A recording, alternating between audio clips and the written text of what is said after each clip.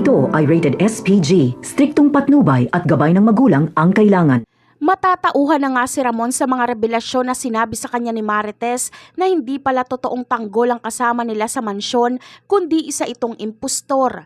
Nangangahulugan lang ito na matagal na silang napaikot ni Olga at David. Ngunit dahil sa pagpasok ni Marites sa buhay muli ni Ramon ay dito na matutuldukan ang pagpapanggap ni David. Hahalughugin nga ni Ramon ang buo nilang mansyon para hanapin si David.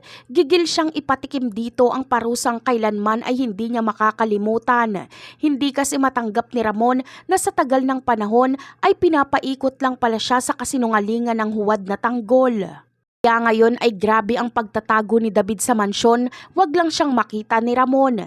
Ngunit dahil ramdam niyang mas malalagay siya sa alanganin sa pagtatago niya doon, ay minabuti nga niyang tumakas na lang at lisanin ang mansyon na yon.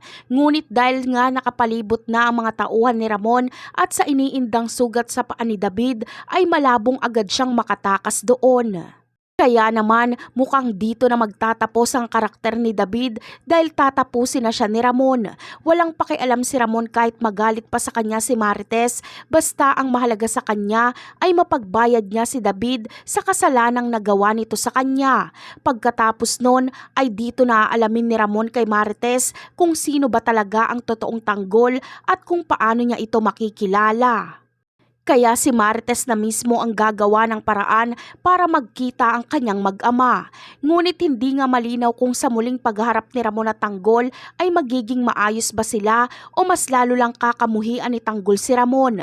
At yan ang aabangan natin sa mga susunod na episode. Bye!